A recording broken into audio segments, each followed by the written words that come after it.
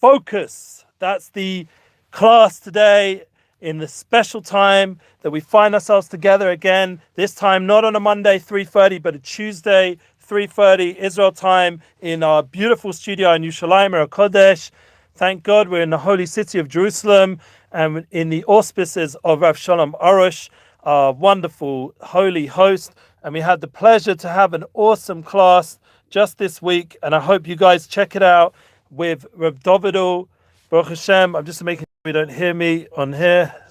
We don't hear me. Yeah, we do hear me.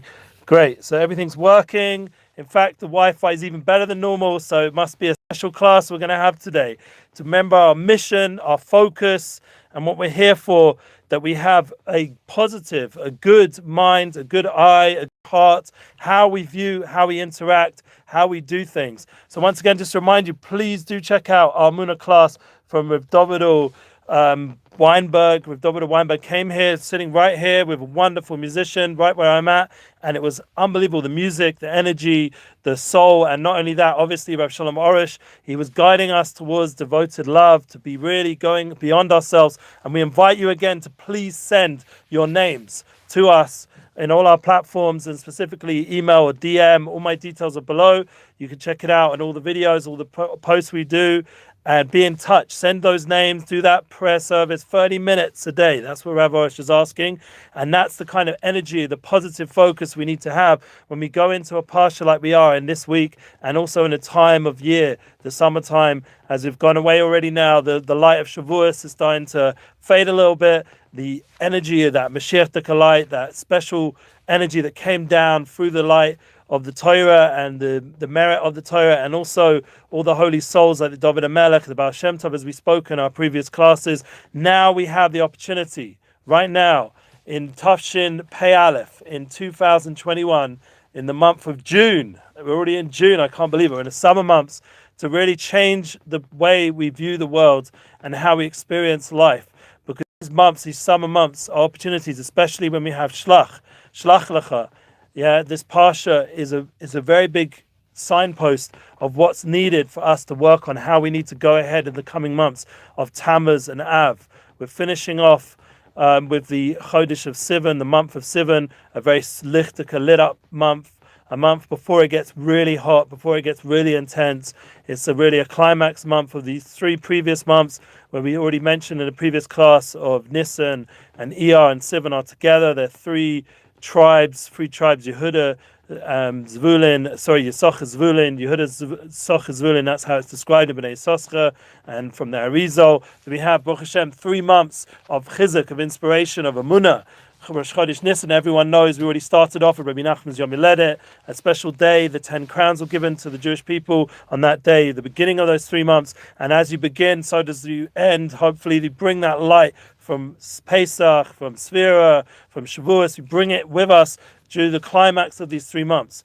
But another point is that we're transitioning, and that's really important when you're making transition, especially in our generation, where we have to be so versatile, where we have to be able to be more flexible than we used to being in the past.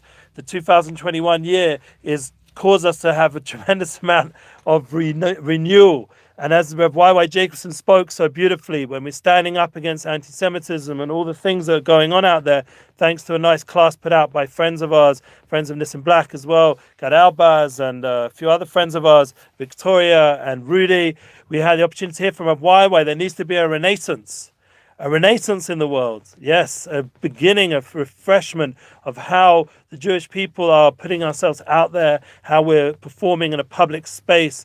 We need to renew our avoda, renew our inner connection, to make sure that we're tuned in, we're really tuned in, especially now, even more so, after everything that happened during this year with the Corona challenge, a year and a half already, and the fact that I still haven't made it to England, I still haven't made it out of here. But the good news, and this is really good news, I'm very happy to share with you, my parents, everyone should pray for me, be meritorious, because to do the mitzvah of kibbud av v'em, to be able to honor your parents is not a small thing.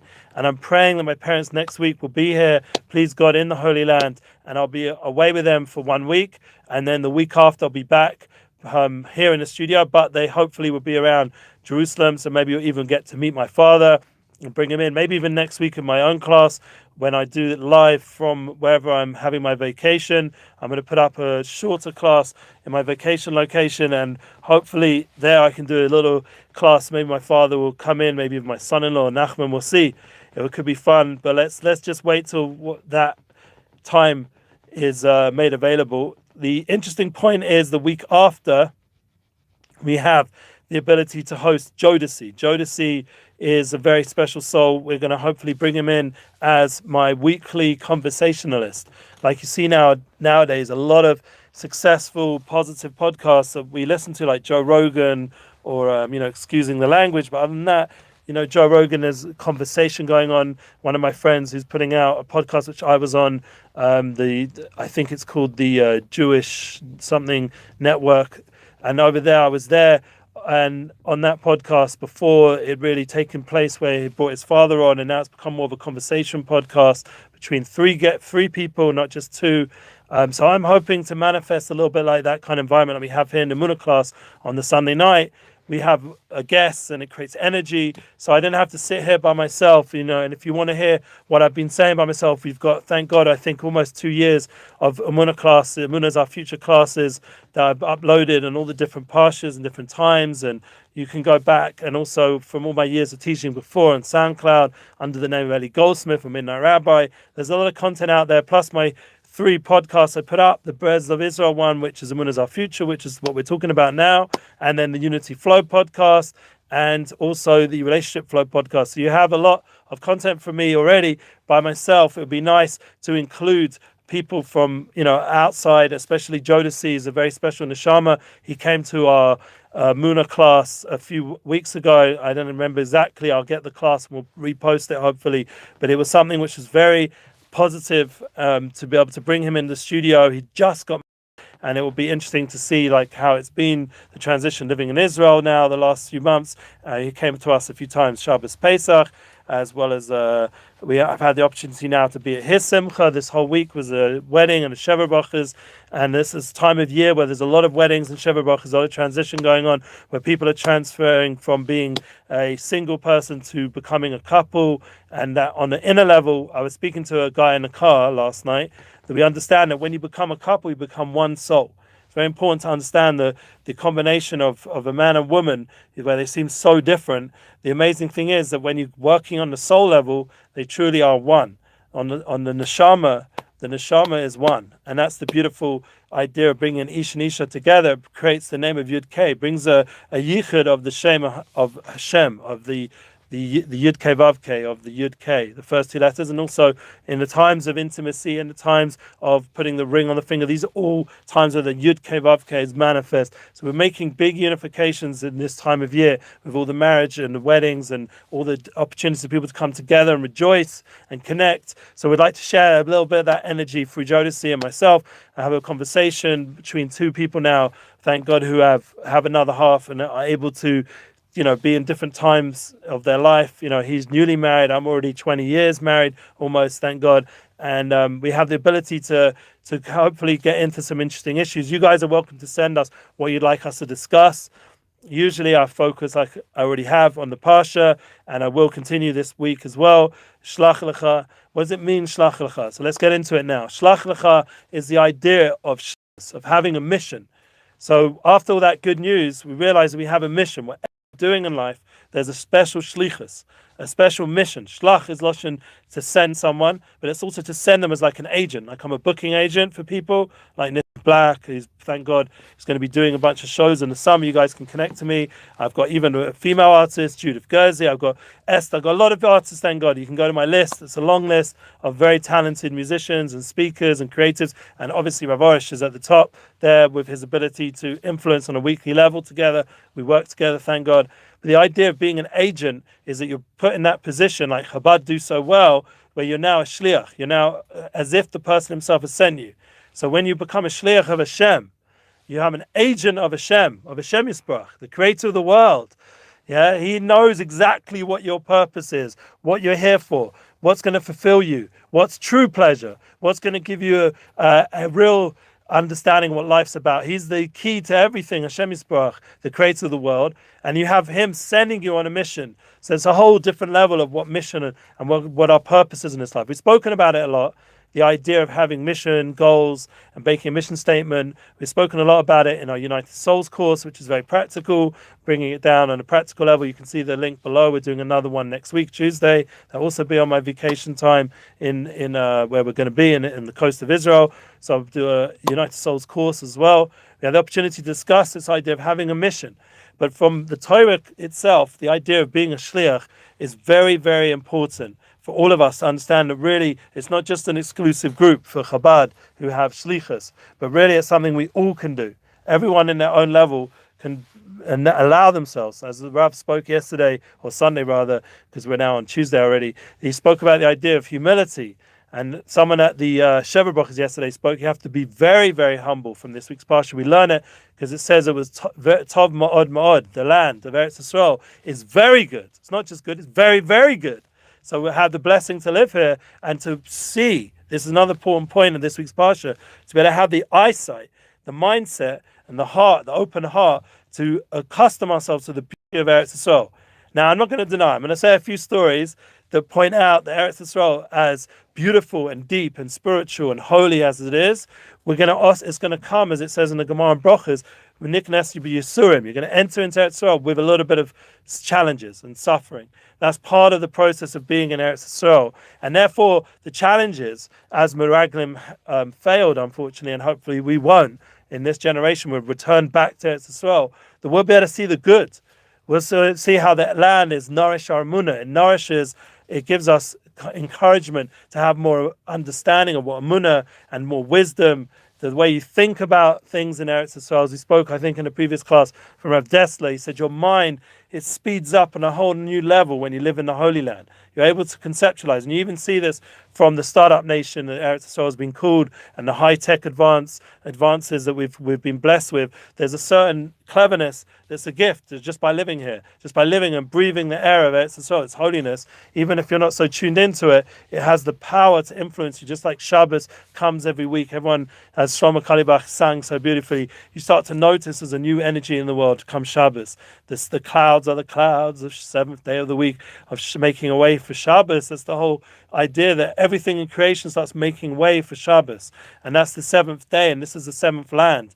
Eretz Yisrael, there's really 6 continents surrounding Eretz Yisrael, and we're in the center, like the inner level. Like we've spoken about, a room is the idea of 6 dimensions. We have right, left, forward, back, up, and down. That's 6 dimensions. And what's the inner level? The inner level is the 7th dimension, which is the idea of Shabbos, of Panemius, of inner content. And that's Eretz Yisrael. Eretz Yisrael is surrounded by 6 huge continents. And at one point, they were more together at one point, all the different parts of land. I remember learning this even in geography or in science, but the world at one point was all one landmass. But the idea that it broke apart, whenever that was exactly, I don't know, but there was a certain time historically, because remember with the Torah, we have a different way of measuring time, because it's, with spirituality added to the equation, it's something that science can't meet at this point. Maybe it'll get there one day and they'll meet together in the middle. But the concept of this 6 lands or continents surrounding Eretz Yisrael, which is the center of the world. That's why, as you see on the news, or you see wherever you go, everyone's talking about Eretz Yisrael, the Holy Land, and everyone knows it's important. All the religions, the major religions, know of its importance, and it's historically been hugely important, and spiritually for sure. We know from our books, from our Holy Torah, that the Eretz Yisrael, the whole world, was created at the center with Yerushalayim and the Even Shasiyah, which is in the middle of where the Temple Mount is. That inside that place is the Even Shasiyah, this stone that Hashem formed all of creation from, and formed the first man and woman, and the whole idea that this is the center point of all of the energy of all creation. So you understand that people right now, they're looking, for purpose, for energy, for focus. So you come to Eretz Yisrael, you feel a different energy, a different purpose, a different focus. And the beautiful part is, even though there's more people going to come here at some point, because Kibbutz Goliath, as there already is so many people who've come, including myself, the land's going to be Eretz Tzvi, it's going to spread out and become spacious for everybody. So right now, while we're in that transition point, like I'm saying, from the spring days to the summer, or from going in the Midbar, which is where we are in the Parshias, to try to get to Eretz Yisrael, which is what Shlach Lecha is all about, trying to get to Eretz Yisrael. And Devarim is when we're actually in Eretz Yisrael. Sefer Devarim, the next Sefer in the Chumash, is when we're in Eretz Yisrael. So we're right now traveling in that transition point. And it's also happening spiritually and right now, chronologically in our calendar right now, and in a real way, not just in the macrocosm, but a microcosm. Each of us has that decision. Do you want to come live in Eretz Yisrael? We've had that question a few times from Rav Shalom Arush, and if you go back to those Emuna classes of Aliyah with Shlomo Katz, and came up many times, and even Rav Arush himself said, I think in the previous class with Melech Cohen, you go look that up, he said very strongly that he would encourage whoever can should come to Eretz Yisrael now, not to wait. And that's from Rav Shalom Arush. He didn't want to get into all the details. That's each person will have to ask their own, question to the rabbi, and we can arrange that if you get in touch with our team. That's one of the reasons we put these links underneath, so you guys can reach out, directly get a blessing, and speak to the Rav somehow or another, either through myself or through the other people, the other agents of the Rav, literally the shluchim of the Rav. You have the opportunity to connect into that light of guidance, because I've, for example, personally met, and I'm going to say a few stories now of my experience of Eretz Yisrael. I personally met people that have come to the Rav, and they have big businesses in America, and they've got a beautiful house, a big mansion, and live by the sea, and they have a boat, and they have this, and they have that. And they're asking the Rav, will we have blessing if we move to Eretz Yisrael? We might not have that beautiful house and the mansion and the swimming pool and the boat and all the community that we had in our previous location. And we might not have the wealth also, because it's financially a struggle here for many people, seemingly. So the Rav said, no. He said, this is the place, Rav Shalom Arush said, this is a place of abundance, of shefa, of divine abundance. Remember, we spoke about having a mindset of abundance, even during this Corona challenge, to have a mindset that there's a tremendous abundance in the world. There's a tremendous shefa. So even more so, said Rav Arush, in Eretz Yisrael, this is Hashem's land. His eyes, Einei Alecha, is constantly on this land. For the whole beginning of the year, the end of the year, Hashem's eyes are always on this land, always taking direct hashgacha pratis. There's no angels, there's no agents in between. It's pure connection to Hashem in the Holy Land. And therefore there's tremendous abundance, tremendous ability of receiving tremendous light, of wisdom, as we already just spoke, but also abundance in physical, in the gashmias, in your blessing. Eretz Chalav Devash. It's a land of tremendous blessing, of flowing milk and honey. Well, what that really means, like what the inner honey, the inner milk, the milk that gives blessing, that gives life, not the way the world, it takes every single physical thing, takes bread, not healthy, takes milk, not healthy, takes every kind of food, beans, even now nuts, everything's not healthy. That's if you go to all these podcasts and you start trying to figure out what's nutrition without going to proper nutritionalists, you're going to be driven a bit mad, because they've figured out how in every single part of food, especially nowadays with all the mess up that the science has put into the food, where it wasn't just straight from the ground, but now it's like being played around with. So all the food, and it's absorbed all these chemicals and all this stuff, but it doesn't seem to be healthy. Chicken's like filled with hormones, and everything you eat is filled up with all this junk, and you start to think, well, what's healthy? So the beautiful thing is that if it's direct from Hashem, Eretz Chalav Devash, without all that impurity, it's a land of abundance. And since the children of Israel have been back, Bnei Israel are back in the Holy Land, this land has flourished.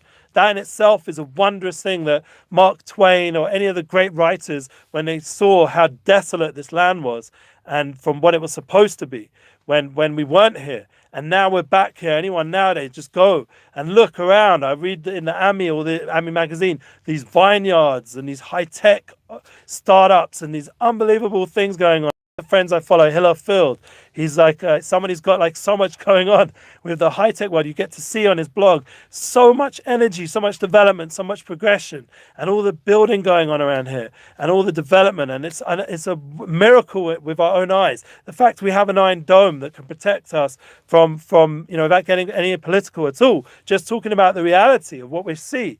That's a very important thing, that people like are giving over, different media points, and that's a very important part of having a good mission focus, is to right now to block out all this lies and nonsense online, which is trying to blacken, and I don't mean black in a negative way, I mean darken the reality of Israel.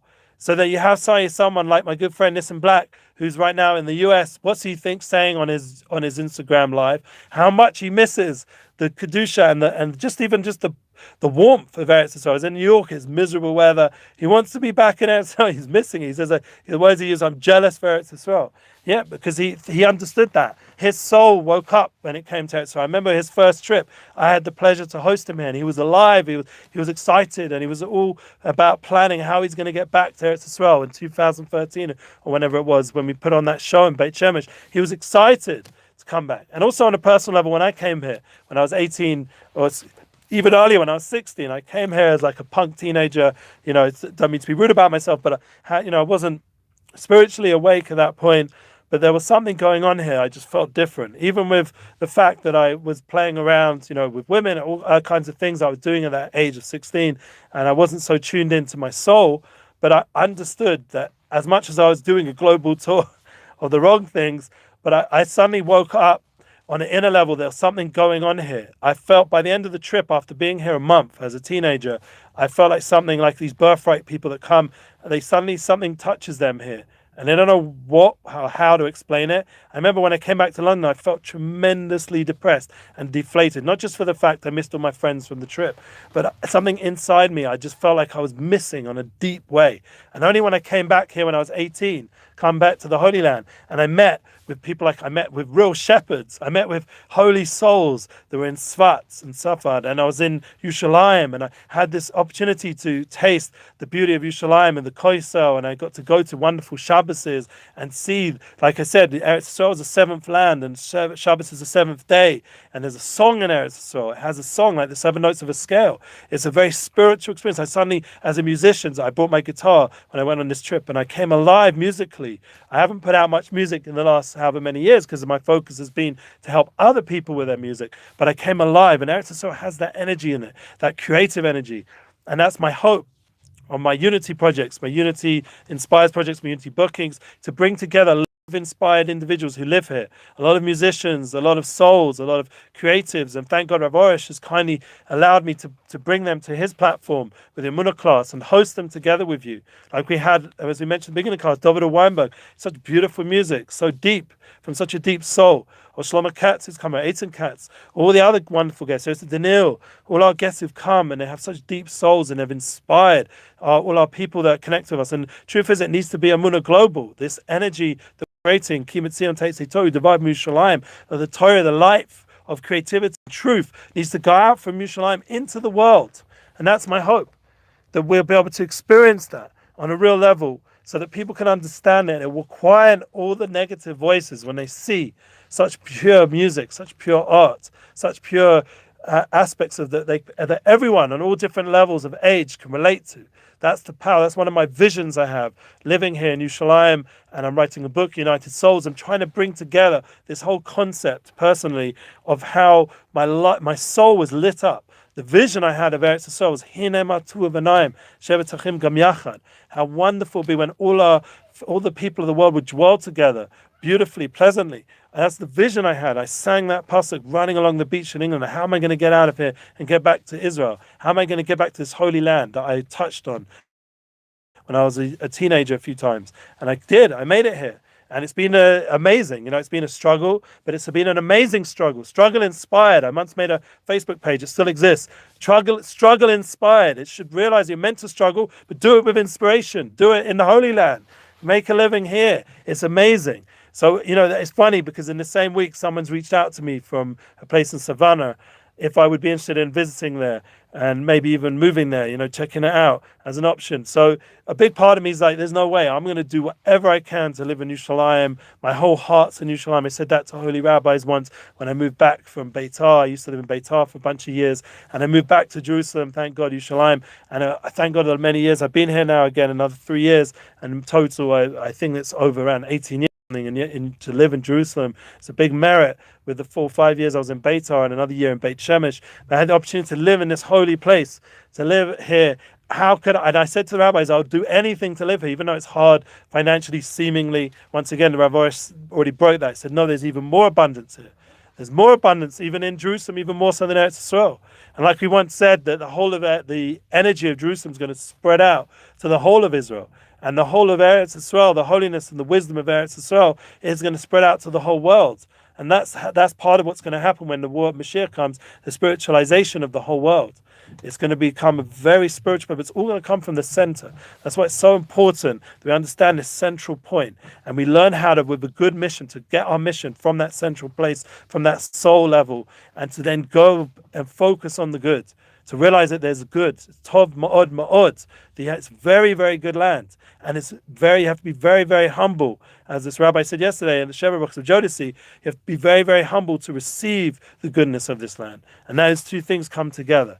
Anyway, I want to finish off our Emuna class. As you can see, the message is very clear that we have the ability in our daily life, wherever we are in the world, to tap into the light of Eretz Yisrael and to understand the goodness, to look good, to not say bad things about this holy place, to not say bad things about the people, to not say bad things about all the politics and stuff, but to focus in on there's so much soul, there's so much wisdom, there's so much positivity, so much creativity to be developed. And we have to give that space in our heart and our mind to begin developing that and to do it in a collaborative, unified, united way.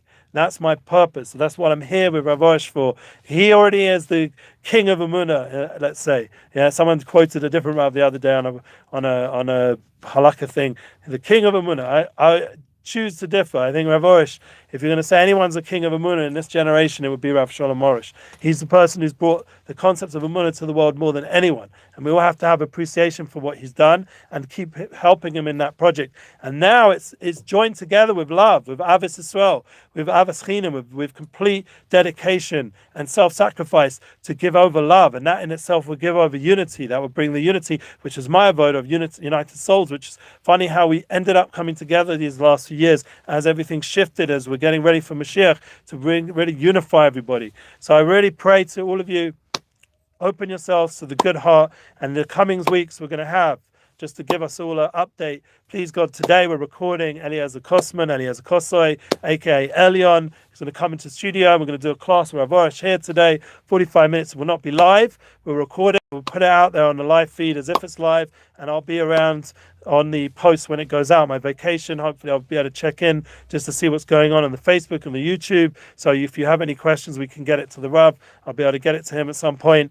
And also the following week, big news. We have Nissim Black. Nissim Black is bringing his new podcast, The Deal with NB. That's Nissim Black, Rosh Hashanah NB. The first letter is MB. The Deal with MB is going to be here. Nissim Black himself in the studio. Thank God he's gone through a big transformation in a health sense. He looks amazing. Like you can see the pictures online. Just check it out. And please God will be Zochem et Hashem, all of us, to get together for good times, to really enjoy what it means to be an inspired soul, to struggle inspired, to see the good, and to do our mission in this world so we can feel fulfilled and come together. This part of Shlach with a Shlichus, and Shlach is also Shulchan, to come together at our Shabbos tables and to enjoy this one, do our Shlichus when we eat the challah of Shabbos, and we make l'chaim on the wine, to enjoy being in this world, to have pleasure in a positive, true way. And that will be the focus that we have to be able to go into the rest of the summer months, that we only see good and positive, and all the negative falls away, and we'll be able to dance together with the Binyan Baya Shlishi, and we'll be able to eat from the Zvochim and Pesachim, all the Korbanos, all the wonderful treats are going to be coming when Mashiach comes. Amen. Thank you for joining in. Please share this on. We appreciate you tuning in on a weekly level. Please leave feedback.